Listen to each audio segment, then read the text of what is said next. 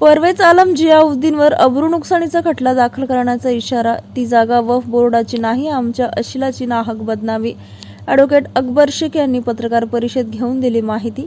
परवेज आलम जियाउद्दीन यांनी मंगळबाजार येथील जागा प्रकरणात आफरीन अशफाक कुरेशी यांच्यावर जागा हडपल्याचा आरोप केला.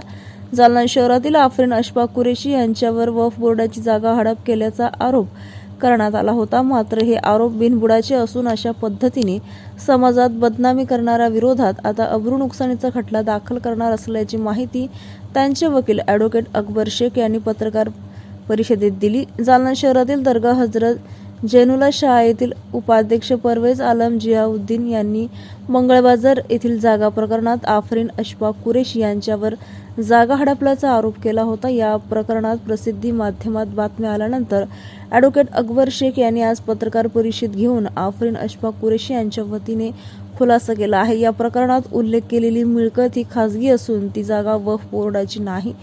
त्यामुळे त्यांच्या विरोधात बदनामी केल्याप्रकरणी अब्रू नुकसानीचा खटला दाखल करण्याचा इशारा देखील यावेळी ॲडव्होकेट अकबर शेख यांनी दिला आहे. या पत्रकार परिषदेला ॲडव्होकेट अकबर शेख, खालेद कुरेशी, नासिर पटेल, अशफाक पटेल आदींची उपस्थिती होती.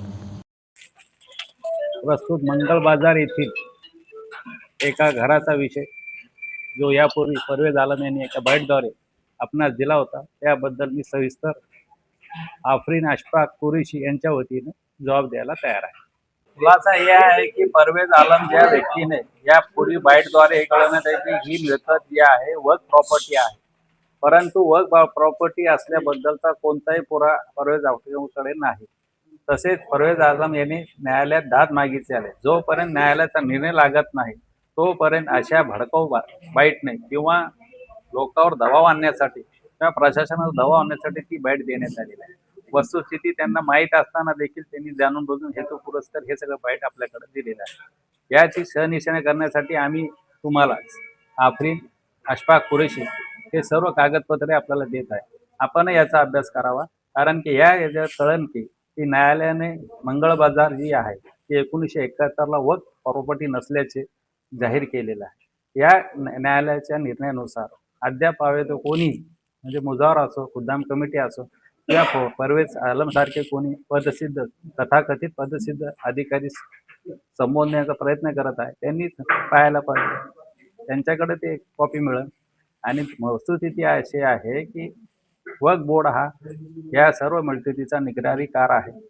ते केअरटेकर असल्यास देखील त्यांनी परवेज आलमला वक्फ मिळकत केवढी आहे याच्याबद्दल पण पत्रव्यवहार केलेला आहे. ते पत्रव्यवहार आपल्याकडे दिलेले आहे. मी ते त्या पत्रव्यवहारामध्ये त्यांनी सांगितलेलं आहे 4491 जी आहे ती फक्त 25.2 चौरस मीटर असल्याचे सांगितले. ही बाब ते आत्ताची आहे, 2025 आहे, 6/11/2025. ते पत्र त्यांच्याकडे असेल. पण ह्या सर्व बाबी त्यांनी आपल्याकडून लपवलेल्या आहेत. त्यामुळं हा जाहीर खुलासा करणे अनिवार्य झालेला आहे.